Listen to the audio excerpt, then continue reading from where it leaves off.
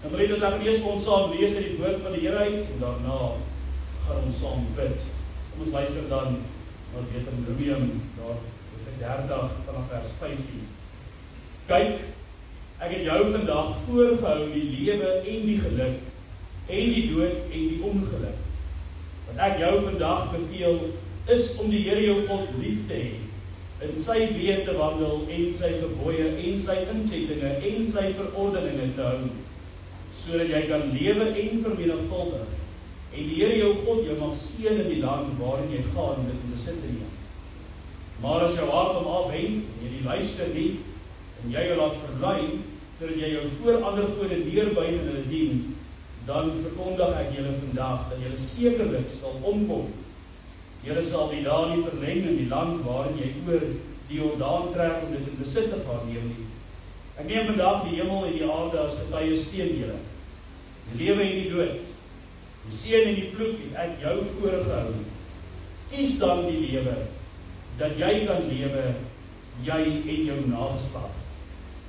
Deur die Here jou God lief te hê, na sy stem te luister en hom aan te hang. Dit is jou lewe in die lengte van jou dae, sodat jy kan woon in die land, en die Here aan jou vaders Abraham, Isak en Jakob met 'n eed beloof het, om dit aan hulle te gee. Tot sover die woord van die Here. Kom ons bid dan saam in gebed, kom ons bid saam.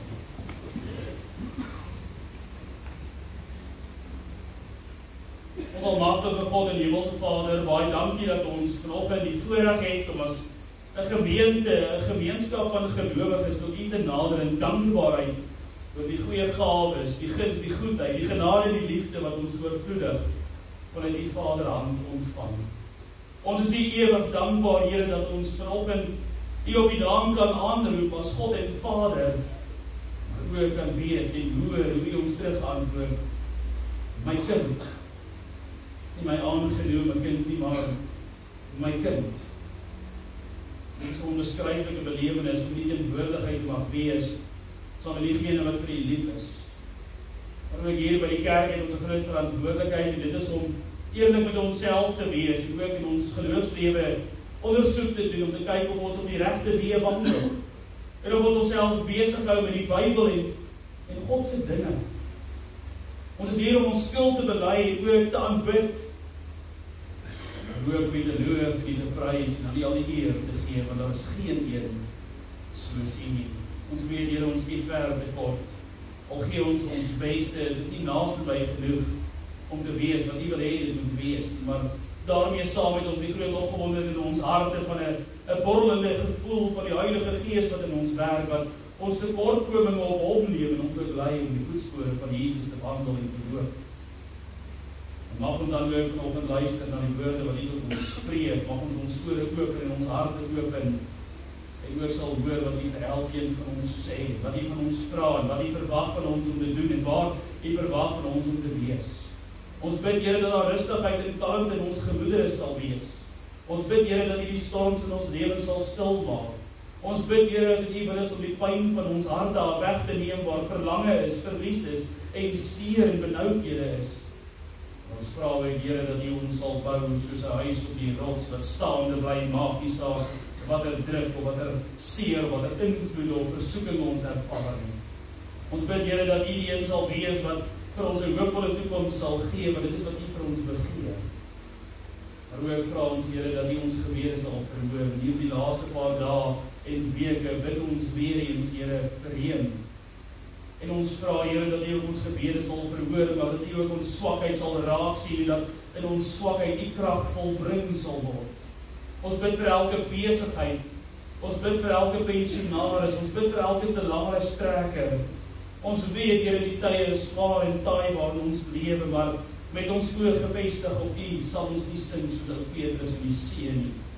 Nee, ons sal staande bly en ook die vreugde in hierdie tydelike lewe beleef, selfs al het ons min. Ja, Here, want 'n gelowige kan vergenoegdheid beleef, omdat U die goeie gewer van alles is wat ons nodig het. Dalk nie om status of plek in die wêreld te hê nie, maar om werklik status en plek vir U te hê. En dit is genoeg, en help ons, Here, om ook daarna te smag. Dankie, Here, vir hierdie gemeente, dankie vir die begin van die verbondsonderrig, ons die kinders van u leer. Baie dankie vir die Bybel op die kansel en dat ons uit die Bybel uit kan lees en preek. Ons vra Here dat u ook vanoggend oor die eie eer sal toesig hou. En dat die beheer sal neem oor die woorde en die ontvanklikheid van harte. Mag Jesus Christus die primêre fokus ook van ons lewens wees. Seën ons in hierdie dag en laat ons u ook groot maak. U naam verheerlik. In Jesus naam bid ons in hierdie werking van die Gees. Amen. Ons het hier 'n spesifieke teksgedeelte wat ons op gaan fokus in hierdie hele boodskap van Moses, vanaf vers 15 tot en met vers 20, is waarop ons gaan fokus, konteks en konteks, en dan ook, dis die doel van vandag se prediking, om die een praktyk te verduidelik van waarmee ons gekonfronteer word, en wat dan ook die prediking van u vra. En met die gemeente van ons Here Jesus Christus, hierdie prediking te begin, gaan ek vir u vra om net vir 'n oomblik werklik stil te raak voor die Here. Stil te raak voor God. Nie deur die gewone skietgebed of kort gebed nie, ook nie met 'n klomp vinnige gedagtes nie, maar 'n oomblik waar ons ophou wegkry voor die Here. Waar ons ophou verskonings maak vir ons besige en gejaagde lewens. Waar ons net vir 'n oomblik ons maskers afhaal. En eerlik met onsself is, maar ook eerlik voor God is. So ek vra van u om net in 'n kort oomblik van stilte 'n deeglike selfondersoek oor jouself te doen, van hoe jou lewe regtig lyk. Wat werklik besig is om in jou hart aan te gaan en te broei. Ek gaan nou vir u 'n oomblik van stilte gee. Is welkom om hier toe te maak, maar ook om net self stil voor u uit te staan. Ek gee vir net so 'n paar sekondes, net so 'n bietjie aan jouself te dink, die plek en die posisie waar jy jouself bevind.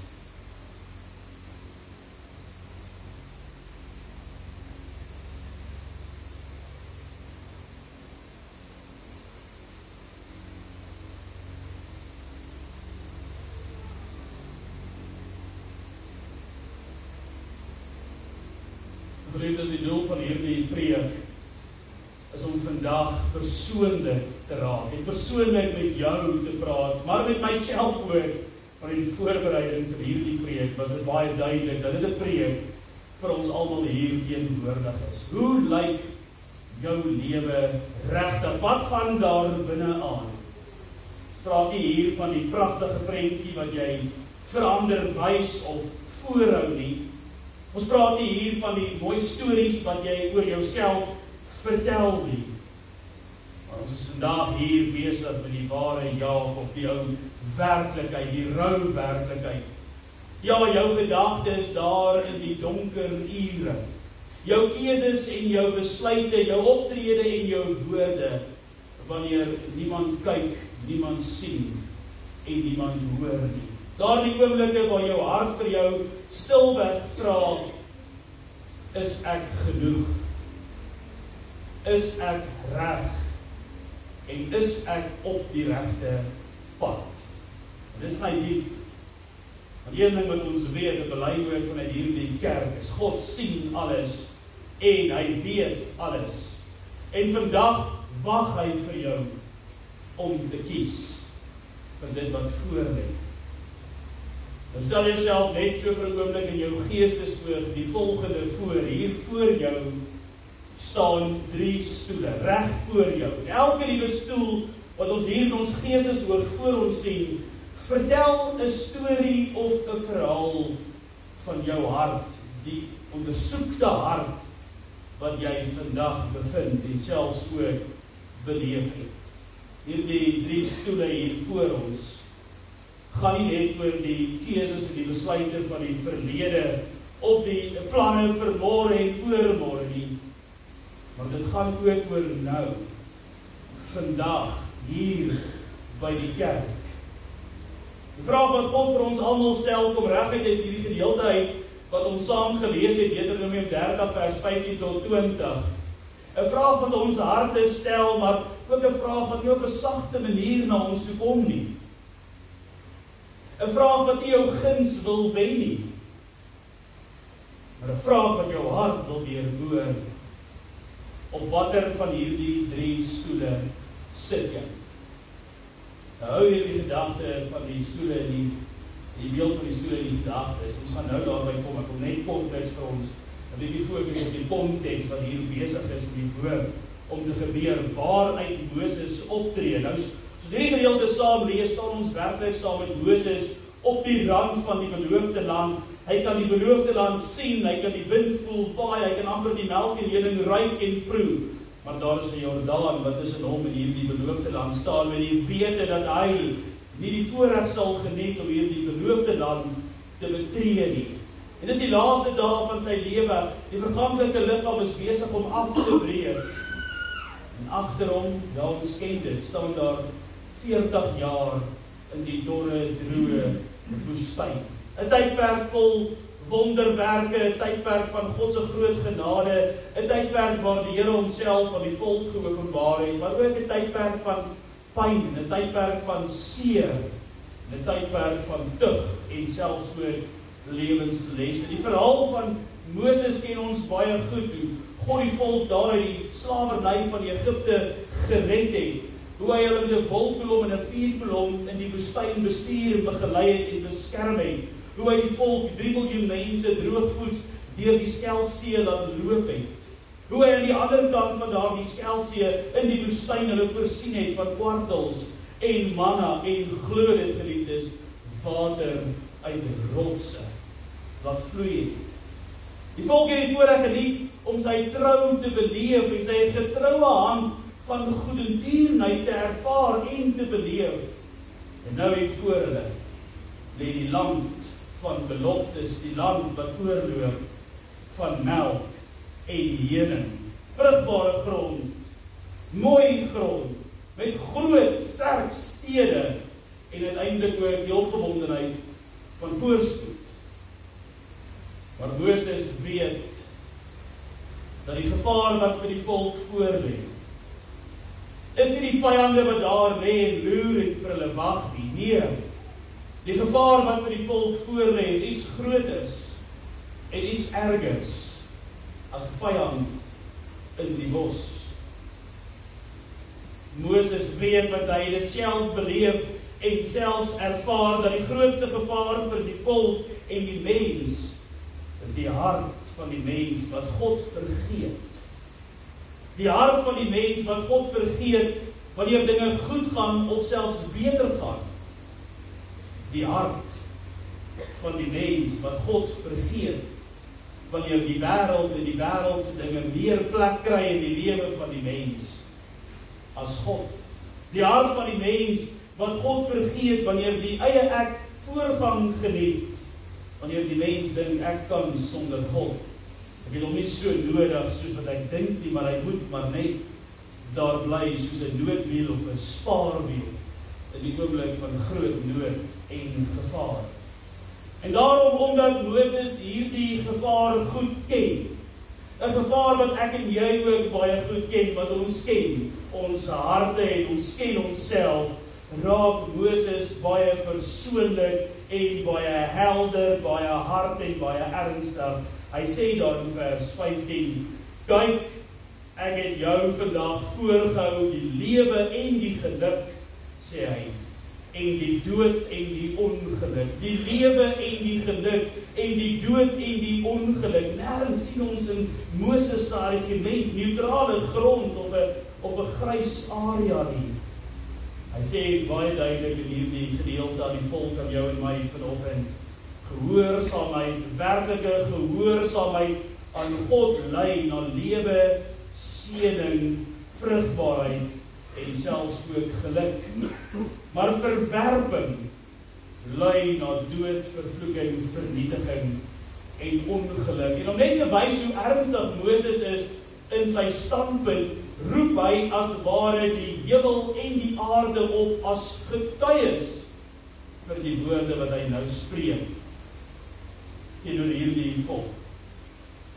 Hierdie keuse, hierdie besluit wat hierdie volk moet maak, is nie een wat dan net daar in die privaat in die binnekamer van jou huis gedoen word nie. Dit is 'n kosmiese besluit wat geneem moet word, waar daar onmiddellike verandering beleef word, maar ook meer as dit 'n openbaring. 'n Openbaring vanuit 'n keuse wat jou kinders en jou nageslag raak. Dis nie 'n eenmalige besluit nie, maar nee, dit is 'n daaglikse lewenswyse. Ons ken die woord van God. Ons weet hoe die Here homself ook in die Bybel aan ons openbaar. God begin altyd by genade. Ons sien selfs in hierdie verhaal van Moses se lewe, begin die Here by verlossing. Begin hy by uitkoms. Begin hy by redding, ver meer as wat die menslike verstand kon begryp. En juis na hierdie genade, sien ons dat God vra 'n antwoord.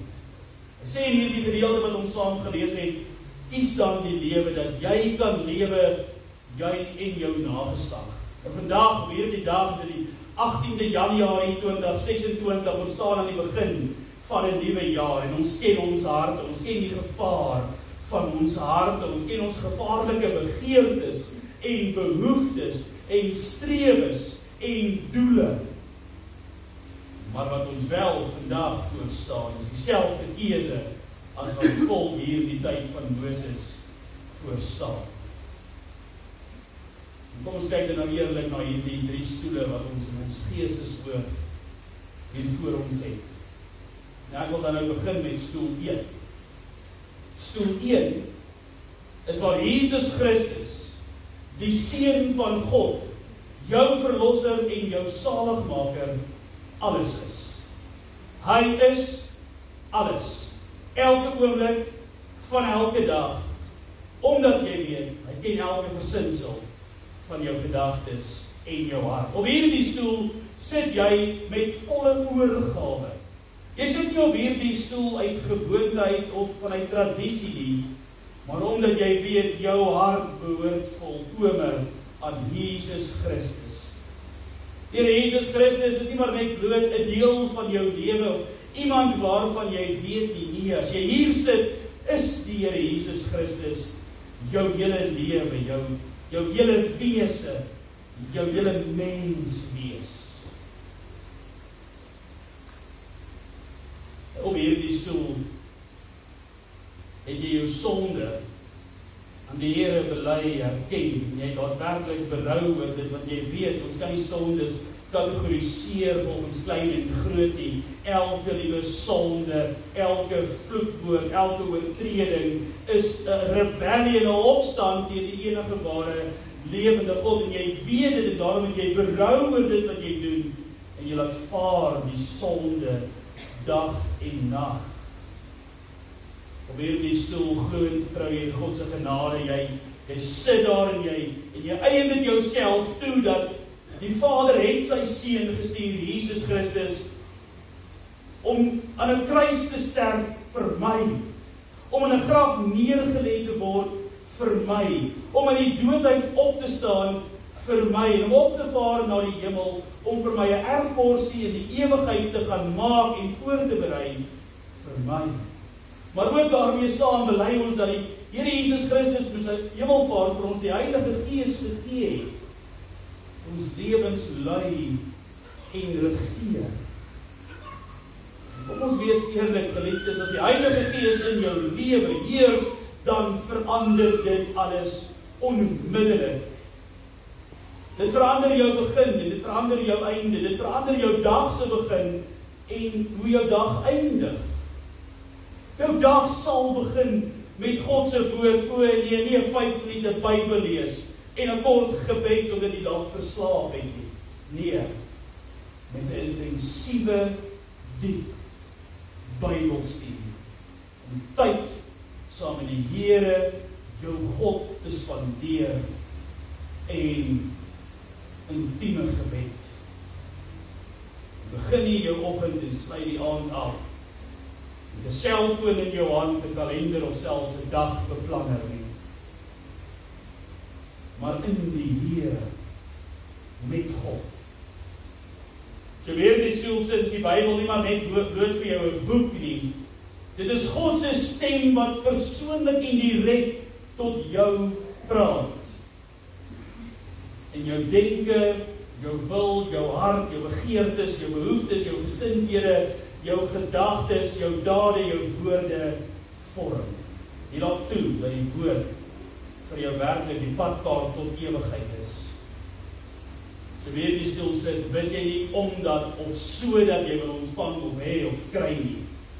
Nee, gebed is vir jou toegang om in gesprek met die enige ware God te tree, die mees intiemste oomblik van ons lewens hier op aarde. As jy weer die stoel sit, dan vertrou jy God, sonder om te sien of sonder om die resultate van jou gebede te beleef of te ervaar.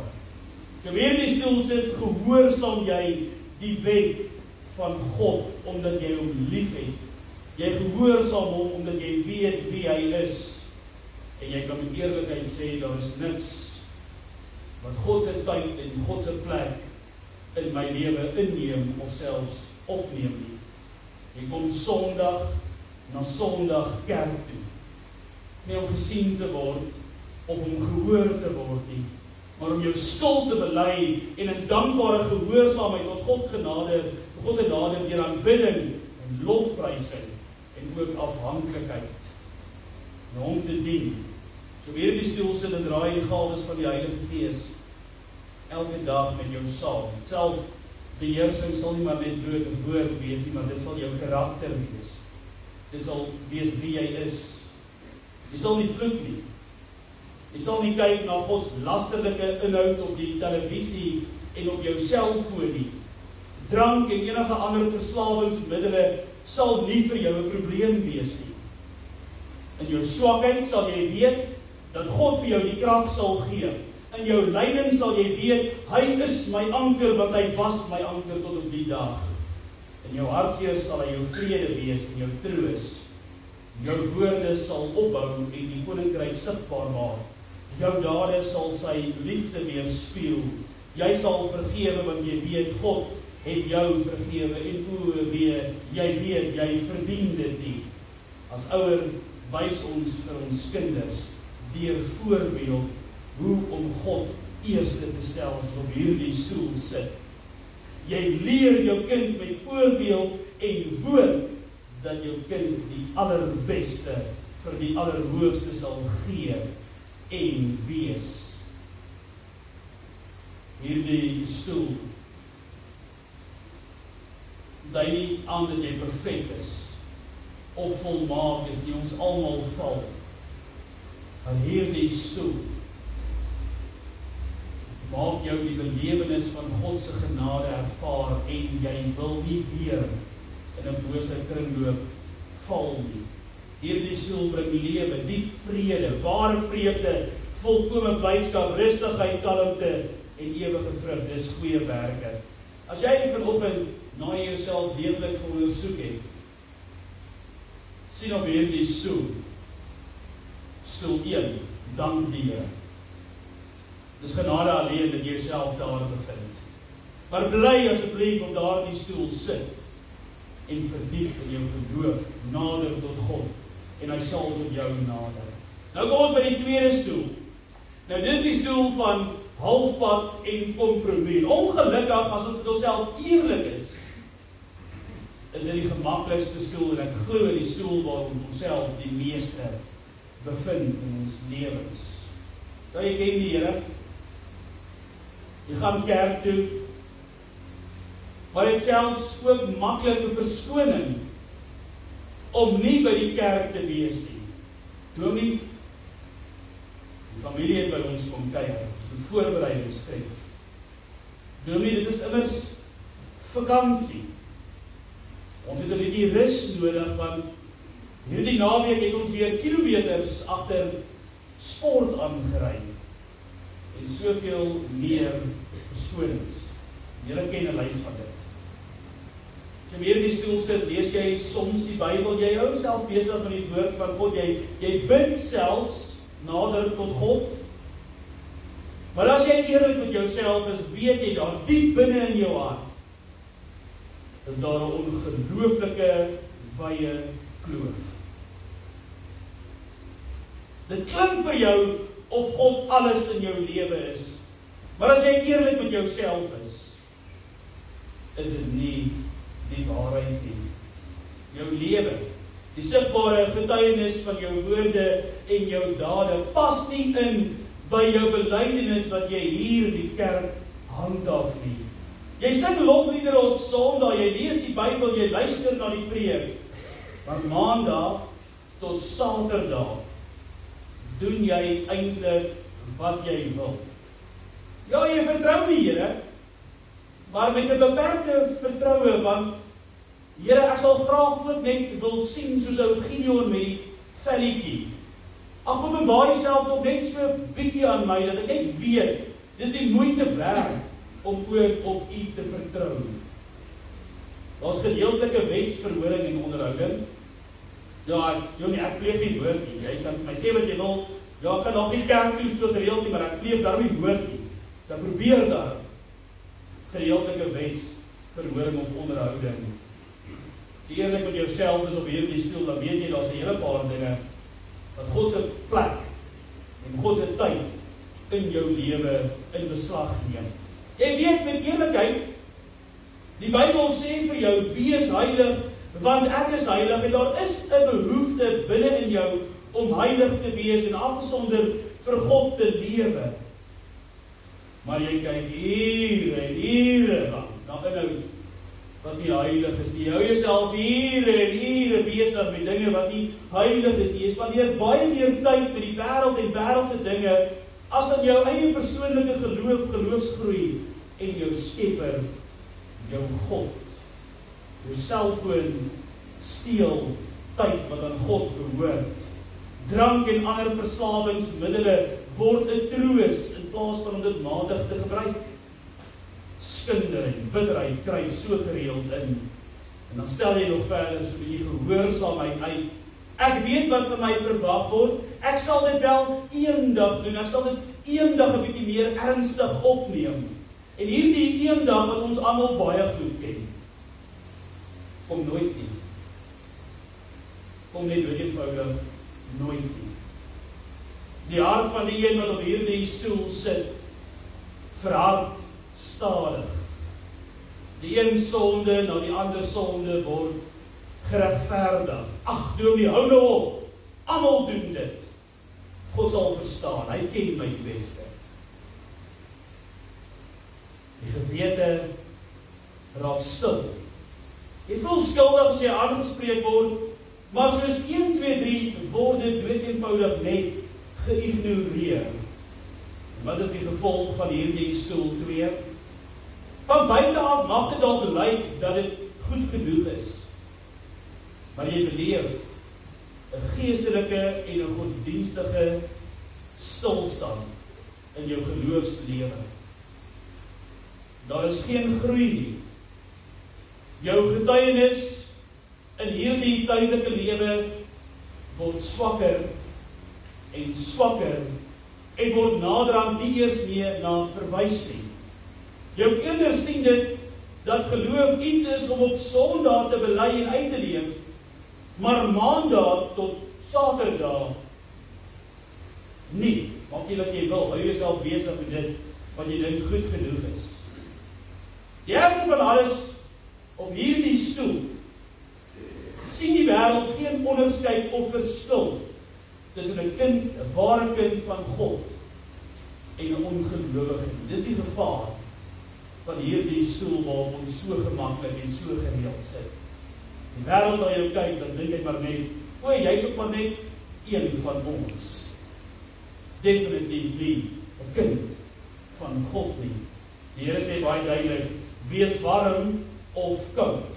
Halfpad steel jou vreugde en jou vrede. As jy hier sit, hier op stoel 2, wil ek jou vanoggend vermaan. Staan op. Staan op en neem die eerlike tree in die regte rigting. Tyd is nie aan ons kant nie, ons weet dit. Maar jy kan ook nie sê, ek het nie geweet nie. Niemand het dit vir my vertel nie. Maak maar net die Bybel oop in Genesis 1 vers 1, vertel jou al reeds met wie ons besig is. Die Skepper God, ons God, die een waar sonder jy, ek en hierdie gemeente nie kan. En dit bring ons dan by stoel 3. Die stoel van selfregering. Die stoel van selfregering. Hier leef jy eintlik sonder die Here. Jy leef sonder God. Miskien kom jy kerk toe. Ja, jy kom kerk toe. Dalk op die spesiale dae van eredienste, soos Kersfees, Hemelvaart, dalk Paasfees, en as jy dalk in die moeilikheid is, of iets in jou lewe gebeur wat noodsaaklik is, dan dwing dit jou soms om net kerk toe kom, net om te kom kyk wat hier aangaan. Wat hier in die kerk gebeur. Maar jy kom sit nie hier in die kerk met 'n absolute oortuiging dat jy jouself hier besig hou met die lewende God nie. Nee, jy kom sit maar net hier vanuit gewoonte. Dalk net omdat jy miskien skuldig voel. Op hierdie stoel is daar 'n beperkte gebed. Want jy nie werklik nodig om te bid nie. Ek het al baie gebid en niks gekry nie. So wat die nut van gebed? Maar as ek vra en U gee die, dan sal U van my hoor. Sal duidelik my gevoelens en my emosie aan U bekend maak.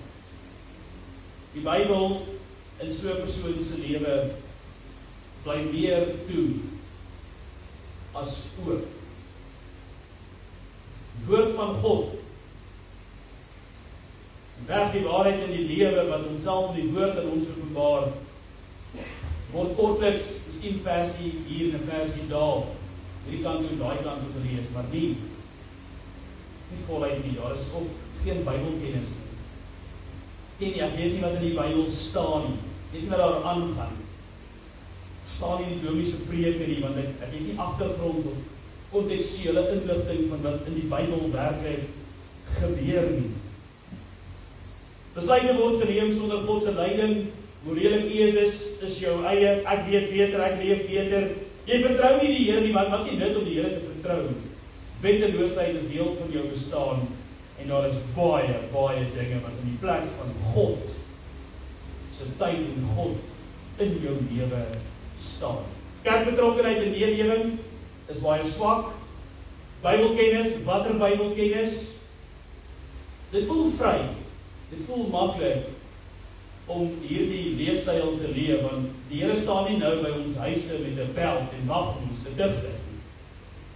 Ons kom dalk, of voel dalk asof ons wegkom met nood. Dis nie die waarheid nie.